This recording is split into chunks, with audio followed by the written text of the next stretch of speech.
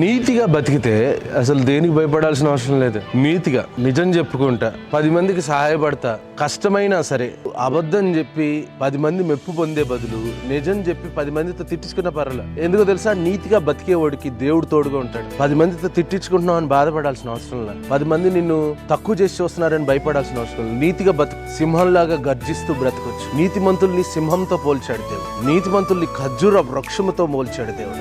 యెషయా గ్రంథం 26వ అధ్యాయము 7వ వచనం, నీతిమంతులు పోవు మార్గము సమముగా ఉండును, నీతిమంతుల త్రోవను నీవు సరళము చేయుచున్నావు.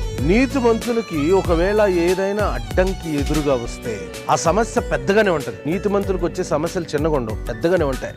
బైబిల్ అంతా చదివితే మనకు అర్థమైపోద్ది ఏంటంటే, నీతిగా బ్రతికినోడికే కష్టాలు ఎక్కువ ఉంటాయి, కానీ వాడికి వచ్చే కష్టాలన్నీ దేవుడే సరళం చేస్తాడు, దేవుడే పరిష్కరిస్తాడు. మనుషులు సహాయం చేయరు, నీతిమంతుడికి మనుషులు సహాయం చేయరు. నిజం చెప్తే ఊరంతటికి మనం శత్రువులు అవుతాం, అబద్ధం చెప్తే ఊరంతా మిత్రువులు ఉంటాయి. కానీ నిజమే చెప్పాలి, సత్యముతోనే బ్రతకాలి. ఎందుకంటే లోకమంతా ఒకటైనా దేవుడు నీ పక్షా నుండి వాదిస్తాడు. దేవుడు నీకు వచ్చే సమస్యను పరిష్కరిస్తాడు. నీకు వచ్చే సమస్యలు మనుషులు పరిష్కరించలేరేమో, మనుషులు సాల్వ్ చేయలేరేమో.